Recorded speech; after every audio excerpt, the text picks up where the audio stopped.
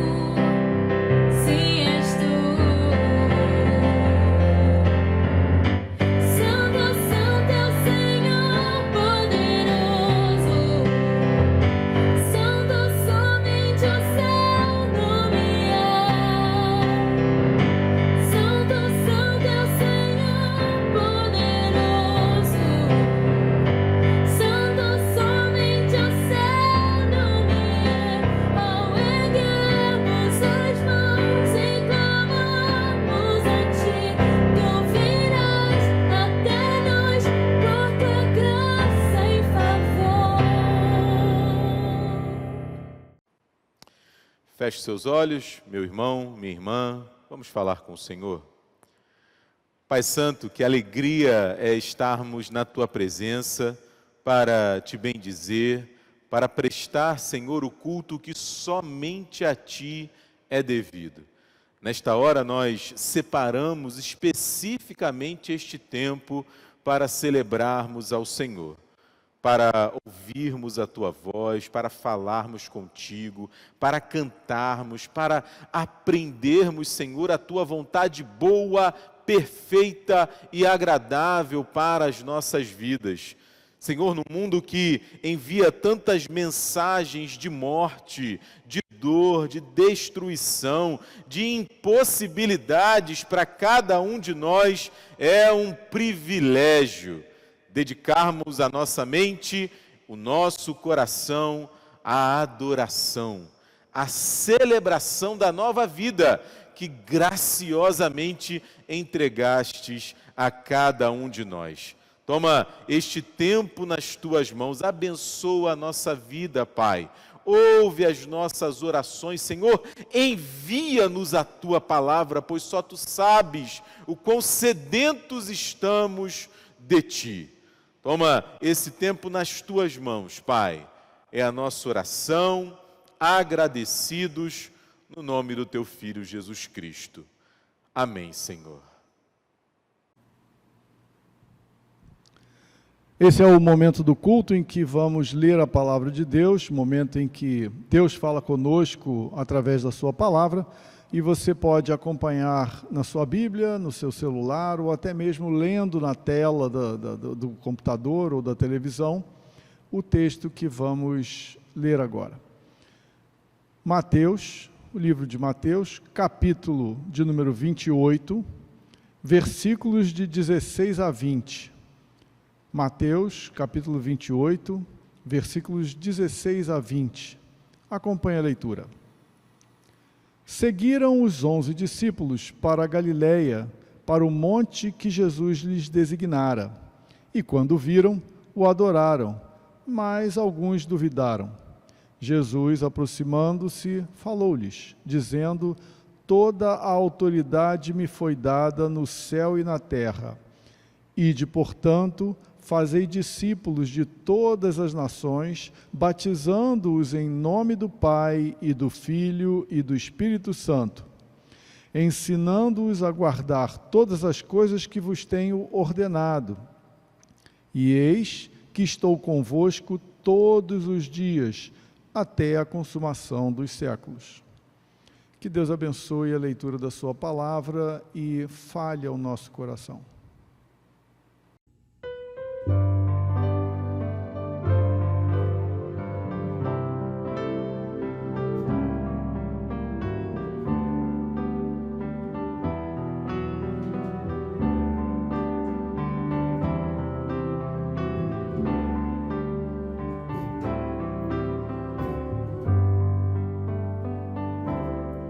Se os problemas parecem não ter solução, quando as mágoas inundam o teu coração, há alguém que atende a tua oração. Jesus Cristo, o Mestre Senhor. Ele é dono da chuva, do sol e do ar, é Senhor da alegria, da dor, do chorar. Ele é dono dos montes, do céu e do mar, é Senhor das crianças, das preces, dos hinos. Ele é meu e também teu Senhor.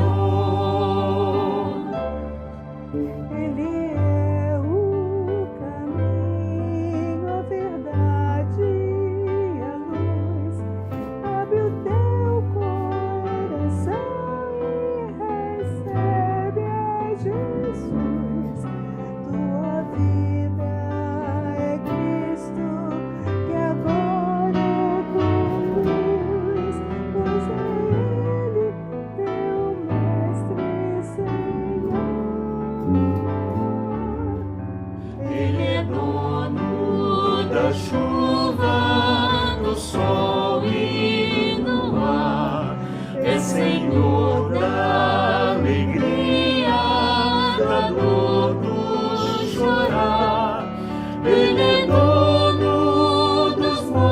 montes, do céu e do mar. É Senhor das crianças, das preces, dos hinos. Ele é meu e também teu Senhor. Como é bom caminhar nesta luz, nesta paz. Ele vive pra sempre, Ele me satisfaz. Eu sou dele a vida que Ele me traz. É segura, pois Ele é Senhor. Ele é dono da chuva, do sol e do ar. É Senhor da alegria, da dor, do chorar. Ele é dono dos montes, do céu e do mar. É Senhor das crianças, das preces, dos hinos. Ele é meu e também teu Senhor.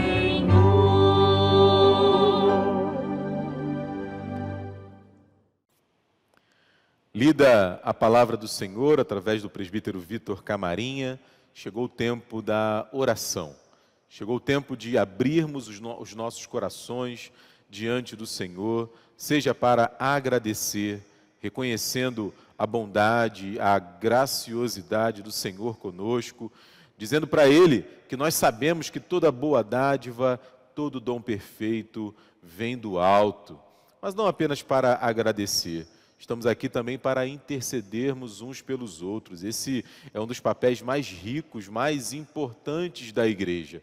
Igreja é essencialmente comunidade, com diferentes histórias, com passados dos mais diversos possíveis. Nós nos encontramos na casa do Senhor e juntos caminhamos em direção à eternidade. Até aquele grande dia, nós vamos levando as dores uns dos outros, chorando uns com os outros, nos alegrando uns com os outros e, como estamos falando e fazendo agora, intercedendo uns pelos outros. Então coloque a sua vida diante do Senhor, peça por você, peça pelos seus, mas lembre-se também daqueles que ao seu lado estão. Há tanta gente perto de nós, carecendo de saúde, de cura, de transformação de vidas, de recomeços, de esperança. Então, como igreja, nós iremos orar uma vez mais agora. Primeiro, como fazemos sempre, de forma silenciosa, rapidamente, e depois eu oro por mim e oro por você também. Vamos fechar os olhos e falar com o Senhor.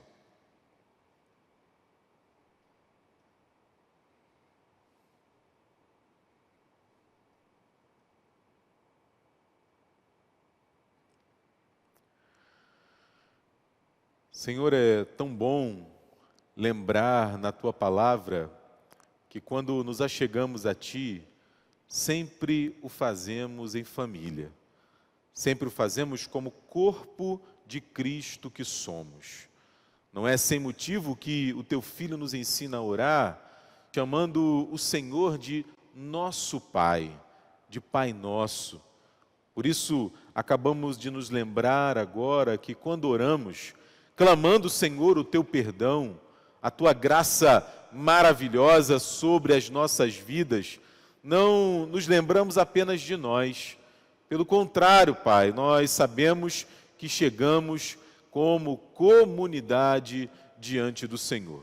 Por isso queremos, em primeiro lugar, reconhecer a Tua bondade sobre as nossas vidas. Tanta coisa boa, Senhor, tantas notícias que alegram o nosso coração, vida renovada, celebração na família, aniversários de casamento, gente que celebra mais um ano de vida, gente que celebra a recuperação da sua saúde, o emprego, vitórias acadêmicas, enfim, Senhor, o nosso coração transborda de alegria diante de Ti.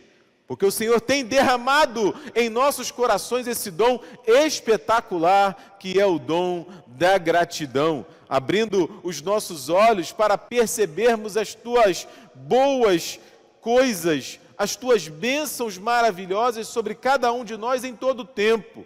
Obrigado, Senhor. Obrigado pelo sacrifício do Teu Filho Jesus Cristo. Obrigado pelas Tuas palavras que renovam as nossas vidas. Obrigado pelo culto, Senhor, que podemos prestar a Ti com liberdade. Obrigado pelas vacinas que paulatinamente têm sido recebidas pelo o Teu povo. Obrigado, Deus, obrigado por responder às nossas orações.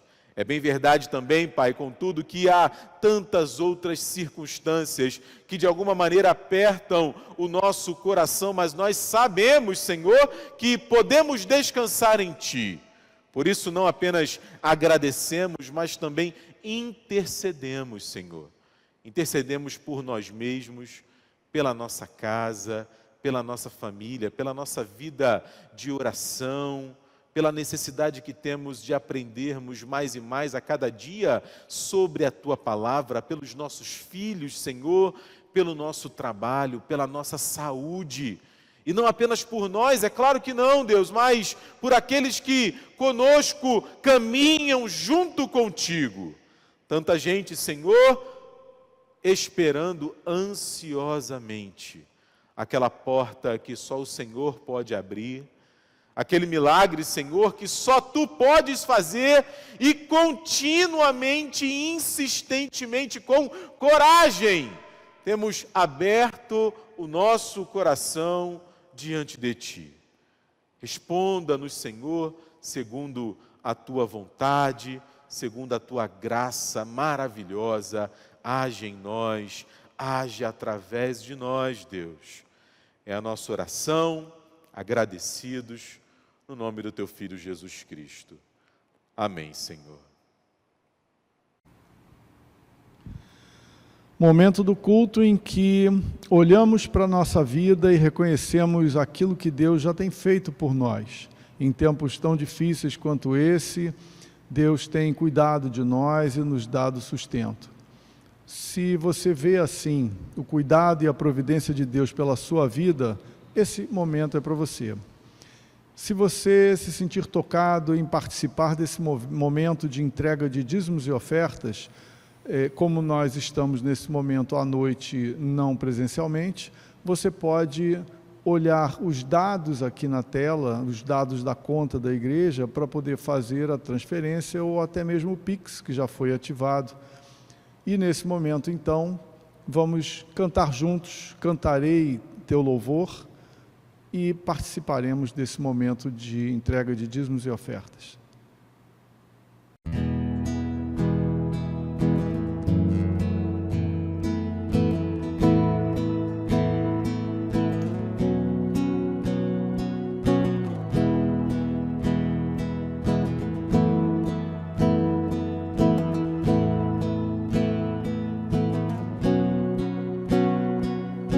Teus montes correm para o mar, Teu rio de amor por mim, Teu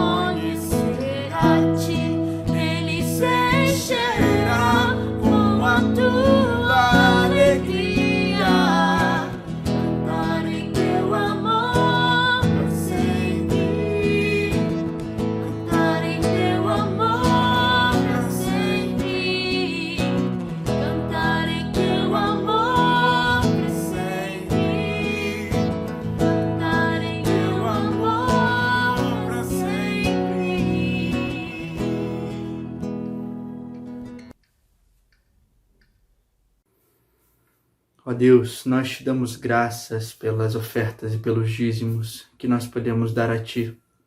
Tu tens sido o nosso provedor, tem nos dado graça para dia após dia termos aquilo que necessitamos. Não somente o dinheiro, o sustento dos nossos lares, mas igualmente o ar que nós respiramos e tudo aquilo que é necessário à vida. Que a pregação da Tua palavra, que o avançar do Teu reino continue e que os dízimos e ofertas que damos sustentem aqueles entre nós que se encontram em necessidade e o sustento do lugar onde nós nos reunimos em adoração e louvor a Ti. Dá-nos graça uma vez mais, no nome do Teu Filho Jesus. Amém.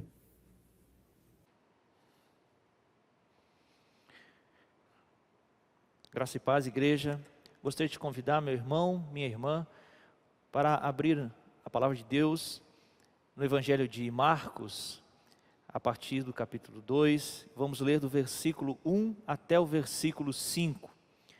E a palavra de Deus diz o seguinte: Dias depois entrou Jesus de novo em Cafarnaum, e logo correu que ele estava em casa.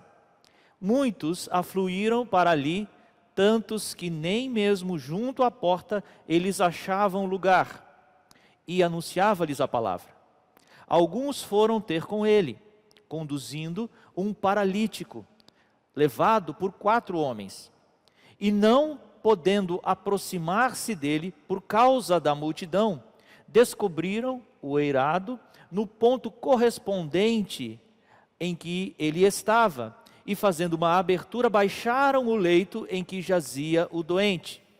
Vendo-lhes a fé, Jesus disse ao paralítico: Filho, os teus pecados estão perdoados. Vamos orar? Senhor nosso Deus, te damos graças, Senhor, pelo privilégio que temos como igreja de podermos ouvir a Tua palavra, meditar, Senhor, naquilo que Cristo nos deixou, e pedimos, Senhor, que o Teu Santo Espírito abra o nosso coração, abra a nossa mente, Senhor, de forma que possamos compreender e entender aquilo que o Senhor deseja nos instruir. Pedimos isso com a misericórdia do Senhor, em nome de Jesus. Amém. Meus irmãos e minhas irmãs, Billy Graham foi convidado no ano de 98 para dar uma palestra TED a algumas das mentes mais brilhantes dos Estados Unidos, mentes de homens que estavam pensando o campo da tecnologia, o campo da ciência, e pensando o futuro dos próximos anos e os próximos passos da humanidade. Mas o que um velho pregador do Evangelho, apesar de sua larga experiência e de ser um homem tão importante, mas o que um velho pregador do Evangelho teria a dizer a mentes tão juvenis, a mentes tão prodigiosas, a mentes que estavam pensando tanto o futuro?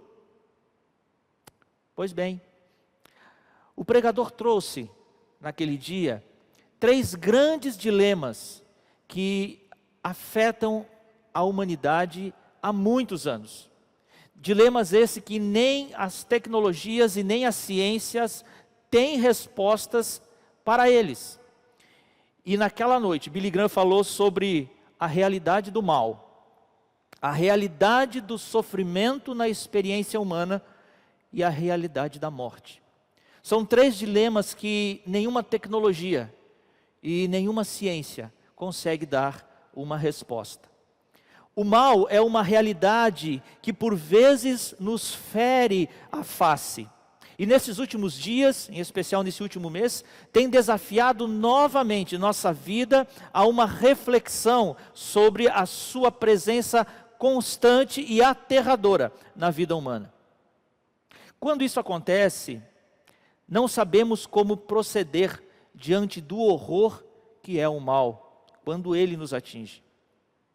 Como prova disso, o que leva um jovem a entrar numa creche infantil e a golpes de espada assassinar professoras e bebês indefesos, senão a realidade do mal? Isso aconteceu em Santa Catarina, em uma cidade aparentemente pacata, livre da violência urbana que nós vivemos aqui nos grandes centros, mas não livre da realidade do mal. Vimos também nesse mês, em nossa cidade, que vive outra realidade, que vive como se existisse uma guerra urbana, uma ação policial em que 28 vidas foram ceifadas. O mal continua a nos deixar assombrados com suas ações. E a banalização da vida, ela nos pega de surpresa também. Para escandalizar ainda mais esse mês, em que o mal fere a nossa face com todo o seu poder infernal, vimos um jovem ser assassinado, fria, brutal, desumanamente, ao ir falar com um traficante para baixar o volume do som, pois sua filha não conseguia dormir. A realidade do mal nos choca, escandaliza, nos toma de espanto, e assim a perplexidade nos abraça. Uma total paralisia social nos atinge diante do mal. Temos respostas para lidar com o mal? Qual? Segundo o professor e hebraísta e diretor da Faculdade Teológica Batista de São Paulo, reverendo Luiz Saião, a realidade do mal é tão importante nas Escrituras que Deus deixou um livro específico para tratar desse assunto, o livro do profeta Abacuque. Tom Wright diz em sua obra O Problema do Mal que outras formas não cristãs também tentam dar uma resposta para a realidade do mal que se apresenta aos homens. O budismo, por exemplo, afirma que o mundo presente é uma ilusão e que o principal objetivo da vida humana é escapar dele. Isto é muito parecido com o platonismo clássico. O hinduísmo também defende que o mal que atinge as pessoas e até os animais na vida presente pode ser explicado pelos erros cometidos em vidas anteriores e devem ser expiados pela aceitação do karma, cada um com o seu. O marxismo, por exemplo, o mundo se move rumo à ditadura do proletariado, e os problemas que surgem no processo, incluindo a violência, são justificados pelos resultados finais, onde o capital for igualitário, não existirá o mal. Veja, isso é o que fala o marxismo. E o Islã? O Islã diz que o mundo jaz na iniquidade, porque a mensagem de Alá, transmitida por Maomé, ainda não atingiu todas as pessoas. A solução é levar a religião ao mundo. E por isso, o processo pode ser pacífico ou não. Tim Keller, um grande pastor e uma das mentes que consegue falar ao nosso tempo com uma clareza, uma grande clareza, no seu livro Caminhando com Deus em Meio ao Sofrimento e à Dor, também traz uma contribuição para a discussão com relação ao mal, numa era secular, dizendo que o secularismo também não consegue apresentar uma proposta que satisfaça o homem com relação ao mal que atinge a todos. Veja, nenhuma dessas propostas, e nem o secularismo, que abandonou a ideia de Deus de todas as áreas, também não consegue responder a essa realidade do mal, quando o mal se apresenta e nos esfola a face. A passagem bíblica que usamos, ela é muito conhecida. Mostra Jesus em Cafarnaum, cidade que ele escolheu como um ponto do seu ministério. Ficava às margens norte do Mar da Galileia, próximo a Betsaida. Muito perto ali passava uma importante rua, estrada, a Via Maris, que ligava o Egito, a Síria, o Líbano, e que passava por Cesareia Marítima. Um ponto estratégico para a pregação do Evangelho. Jesus escolheu como ponto do seu ministério uma cidade em que a mensagem poderia ser espalhada com muita facilidade. E ali ele fez a sua morada, Cafarnaum. A casa aonde a gente leu nessa passagem de Marcos, aquela casa, alguns estudiosos dizem que a casa de onde Jesus estava poderia ser dele. Outros dizem que a casa poderia ser emprestada, alugada, ou até a casa poderia ser de algum dos seus discípulos.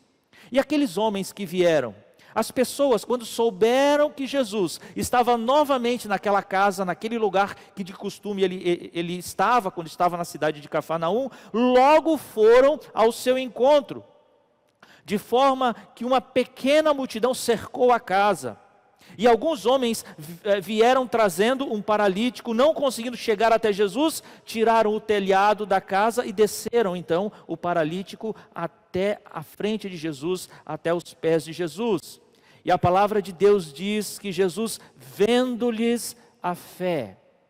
A Bíblia Viva, na linguagem viva, traduz assim: quando Jesus viu como eles acreditavam tão intensamente que ele socorreria o amigo deles, disse ao doente: filho, os teus pecados estão perdoados.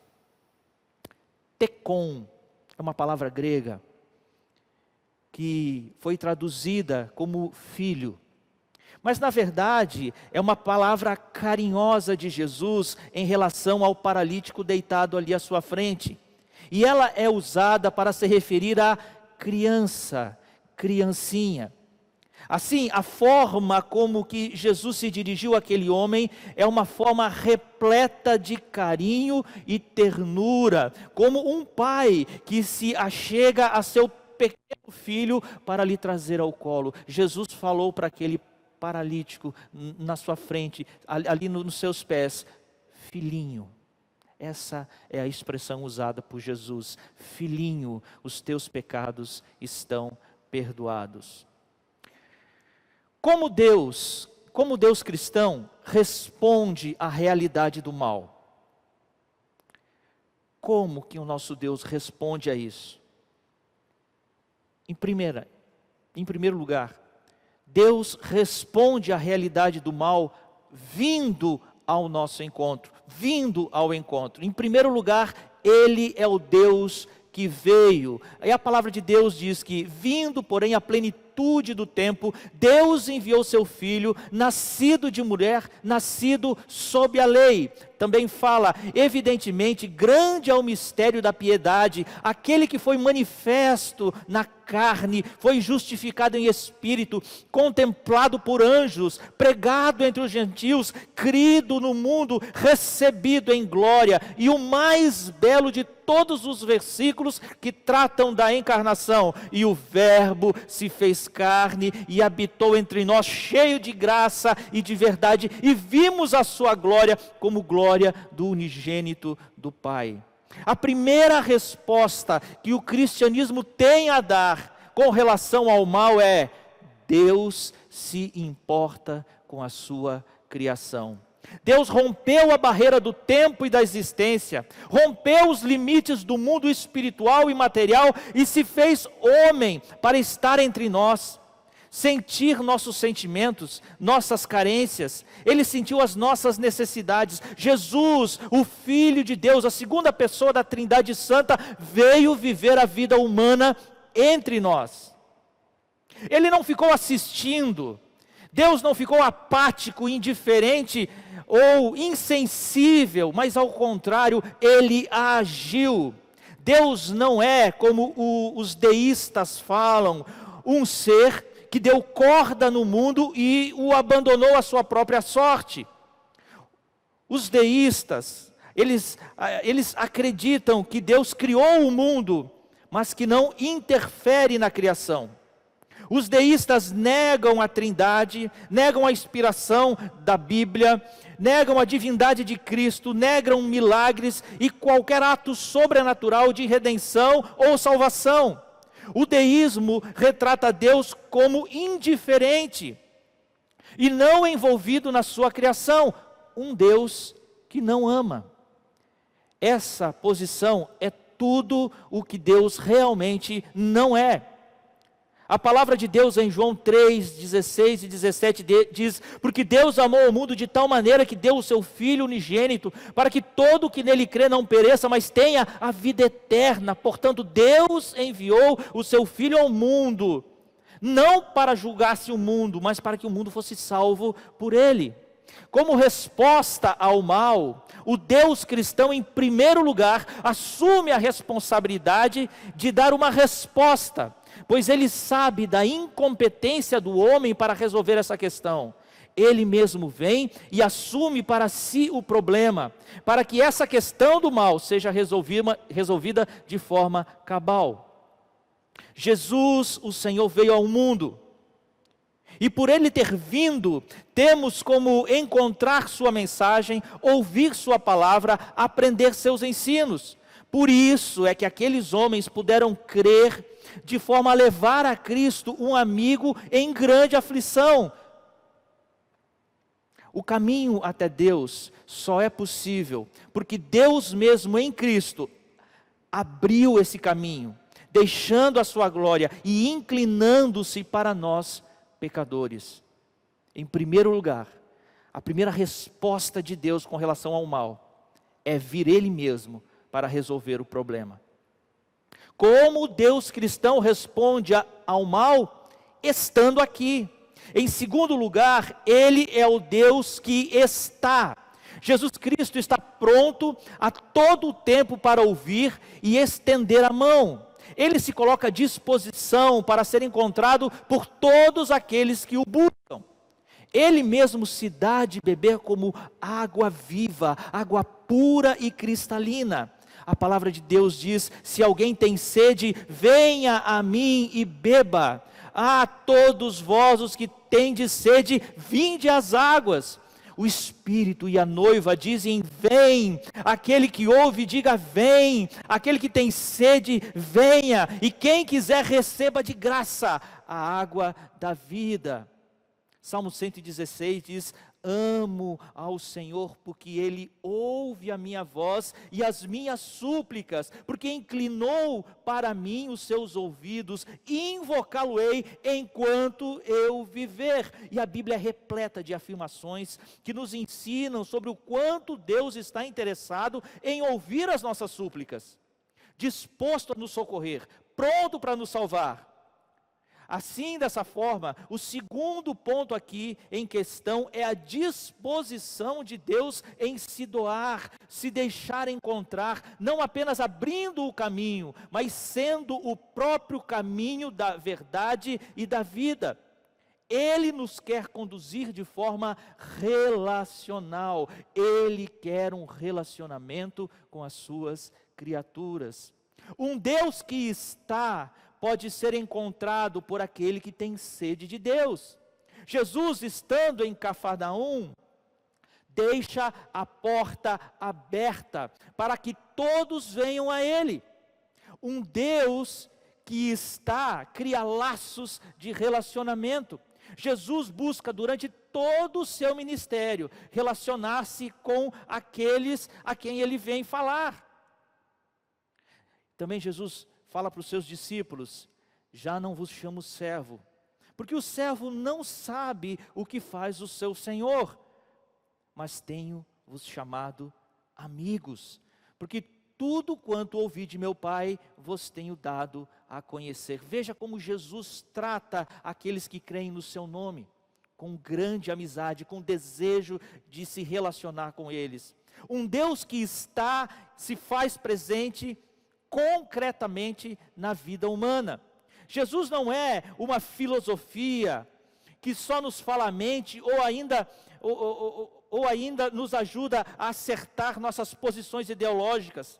Também não é um ser que vive no mundo espiritual, no mundo dos espíritos, que não temos acesso, muito menos um revolucionário que existiu no passado e pode nos inspirar hoje.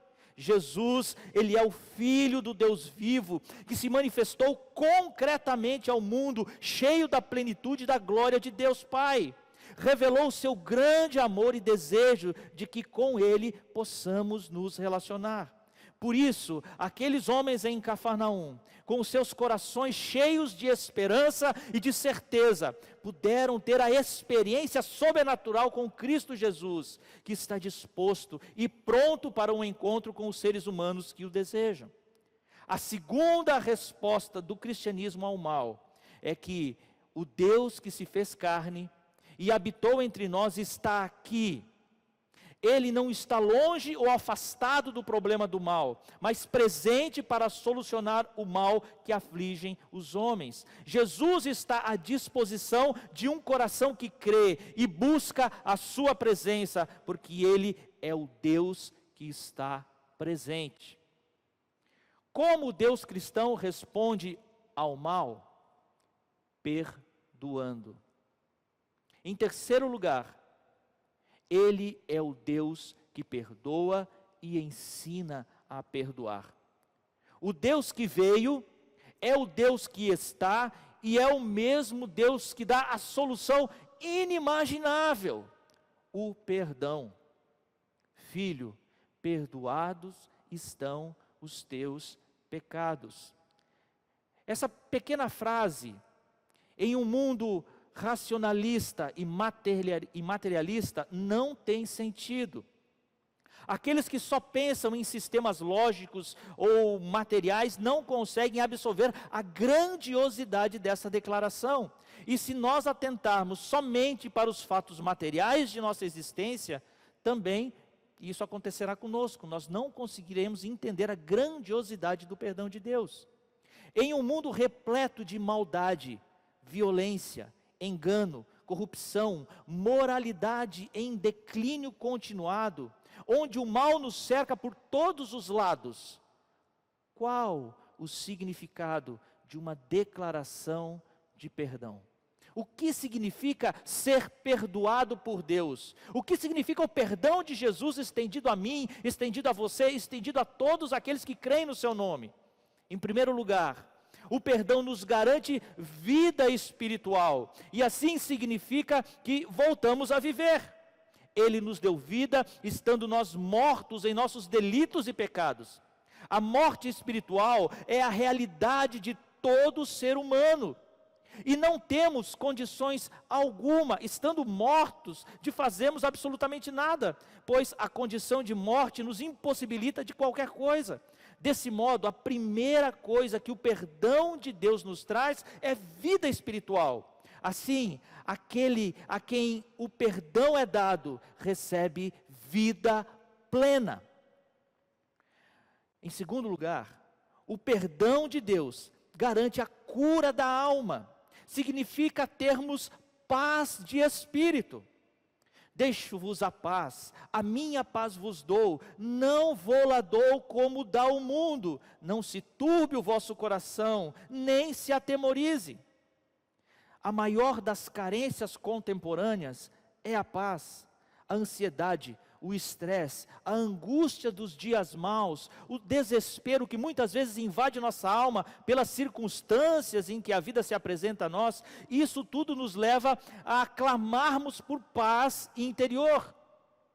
A maldade em ação no mundo, quando se apresenta a nós, desencadeia um processo desesperador na alma, e o anelo por paz se torna o maior desejo humano. Podemos ter a certeza de que encontraremos paz no perdão que vem através de Cristo Jesus. Essa paz divina invade todo o ser, todo o mal não poderá vencê-la. Em terceiro lugar, o perdão de Deus nos capacita a enfrentarmos o mal. Significa que temos meios para lutar contra o mal. O mal é uma realidade e precisa ser enfrentado. Deus veio, se manifestou cheio de graça e verdade e enfrentou o mal na cruz. O exemplo maior de enfrentamento do mal ocorreu no Calvário, e Cristo venceu pelo seu grande amor. Demonstrou isso lá no Calvário. Não te deixes vencer do mal, mas vence o mal com o bem. Fomos capacitados pelo poder do Espírito de Deus. Nós que éramos mortos espiritualmente, mas agora vivos e com paz de Deus, somos cheios do Espírito de Deus para agirmos em amor. Por mais que as circunstâncias se mostrem contra o bem, não devemos nos cansar de fazer o bem, pois Ele é que vencerá o mal. Não deixaremos de ensinar as crianças, mesmo depois do mar ter ceifado algumas delas dentre nós. Não vamos deixar de amá-las e ensiná-las.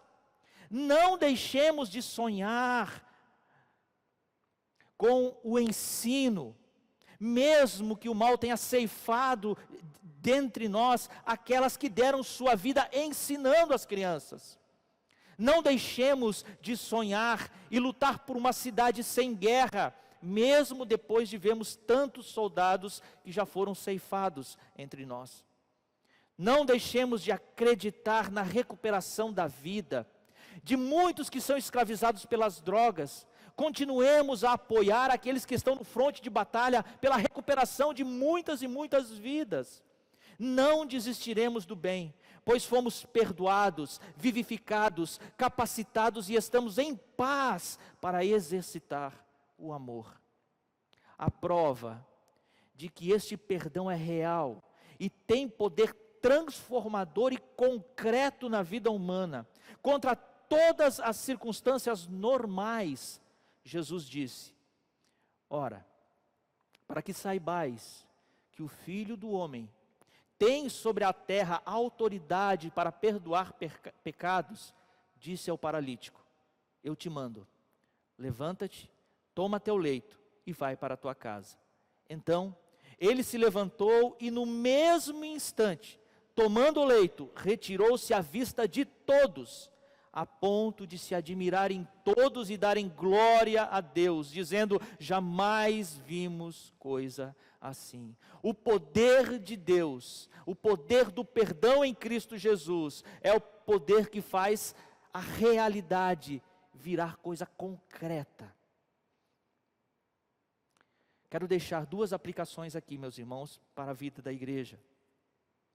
A primeira: o mal é uma realidade, mas Cristo já o derrotou e nos ensinou o caminho para isso. Vivermos o amor cristão e fazermos o bem em todas as circunstâncias. Assim devemos lidar com a maldade, atenuando seus efeitos na realidade humana com a prática do amor, até o grande dia do retorno do Rei, quando o mal não existirá mais. Devemos lutar para fazer o bem sempre e em todas as circunstâncias para atenuar o poder do mal. Em segundo lugar, o perdão é o grande segredo da vida cristã. Recebemos o perdão e também devemos aprendermos a perdoar e viver nossas vidas nesse exercício contínuo. Isso nos tornará semelhantes ao nosso Senhor. E esse exercício do perdão não é fácil, mas é fundamental para a vida cristã.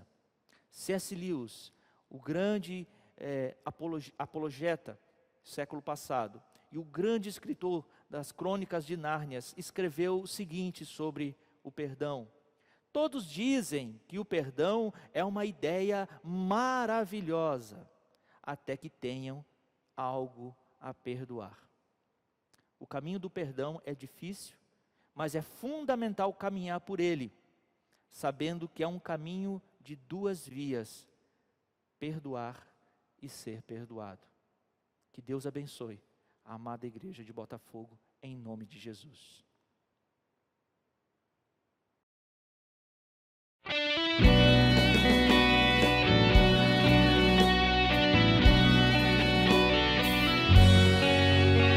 tua vida, amigo, seja sempre para o melhor. Que o sol aqueça o teu viver, que a chuva caia leve no teu lar, e até nos encontrarmos outra vez. Que Deus te segure nas tuas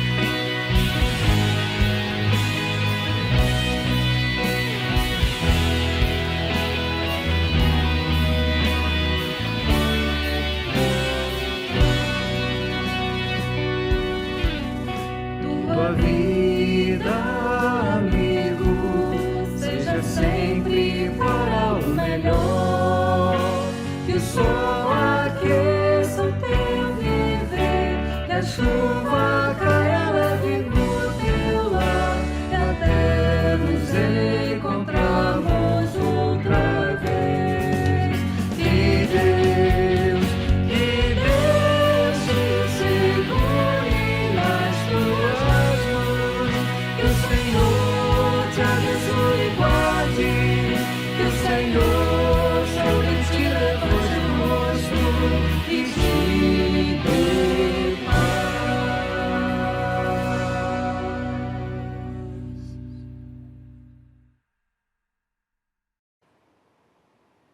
Que Deus lhe dê uma semana abençoada, que você possa perceber em todo o tempo e onde quer que você vá. E agora nós vamos abençoar vocês. Que a graça de nosso Senhor e Salvador Jesus Cristo, o amor de Deus, o nosso Pai, a comunhão e as consolações do Espírito Santo sejam convosco e com todo o povo de Deus, desde agora e para todo sempre. Amém.